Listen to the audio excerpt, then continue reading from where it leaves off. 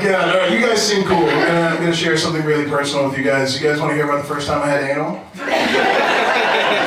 Yeah? It hurt.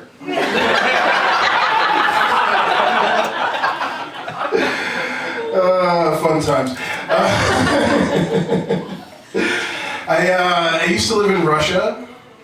Yeah, you're wondering why the fuck would a black American go live in Russia? It's a fair question. I wanted to know where my country was actually run.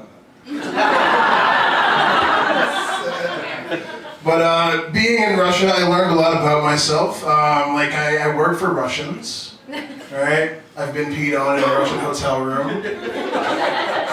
So I have way too much in common with my president. Glad that went over well. It doesn't always. I love to cook. Anybody else love to cook? Yeah, a couple cookers. Yeah. Like, you love to cook. What's your favorite meal to cook?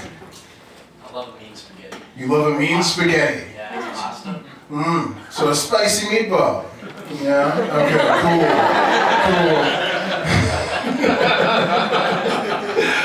I love to cook. I love to cook meth. It's like a science project with great returns. You know? It's the best investment you can make in this economy. I also love to travel. Traveling, you learn a lot about yourself and other people. Like, I learned I look a lot like a drug dealer. I learned that while selling drugs. Sweet. So on the topic of race, well, Canada's a very woke country. At least you like to think you are. You have affirmative action here, which is great, right? It's the only reason companies hire anybody other than straight white men.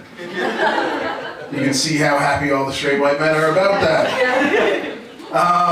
But yeah, like, we have diversity hires, right? You know, and I've been a diversity hire. I've been hired just because I was black, not because I was qualified.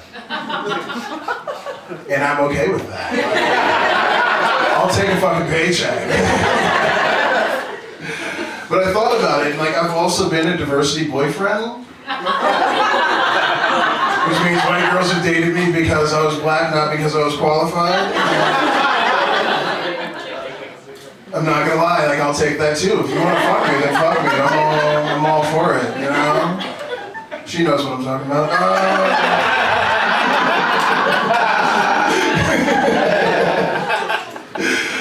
But I think it's great, like, you know, experimenting, trying different things. It's a beautiful thing, right? Like, it's good. But like, you know, I like thinking of it, like, if you're like a white girl in, you know, Canada, for example, you know, your opportunities to experiment are kind of limited. Like, say you're in uni, right, and you see the elusive black man walking across your campus. Like, what do you do to get his attention other than throw your pussy at him, right? Try to catch him like a Pokemon. And, you know, like Pokemon, like, they would catch us and, you know, they would, you know, compare our attributes. They at least didn't make us fight, but they'd be like, oh, you know, you know, like, yeah, they compare us like the Asian guy, you know, who'll eat your pussy like shrimp fried rice. And the Latin dude, he'll basically salsa inside your pussy. Black guy's got the biggest dick, and added bonus, he pisses off daddy. Good, we're all aware of where we are in Canada.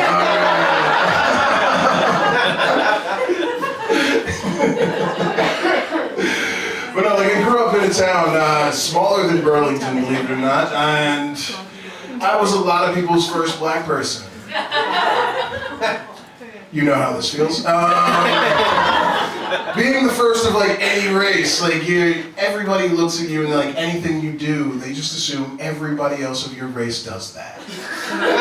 Right? It's just how it goes. Like, I'm not blaming white people. It's just what happens. But like, I definitely left a lot of people with like fucked up impressions. Like, you know, any white chick who fucked me back in the day definitely came off with the wrong idea of what it was to fuck a black guy. Well, because they all thought black guys came after being called nigger and cried after sex. And like it's crazy. Like I went through that, but think about the next black guy, right? He has no fucking idea this is coming, right? He doesn't know. And so like he's putting in work. Like she's come like 5 times, and he's just like, just going for it, right? And she's just like, how am I gonna make him come? Like I don't even know how to make this stop. And so he's still putting in work, and she's just like, oh my God, I remember. So she's just like, come for me, nigga. And he's just like, what the fuck?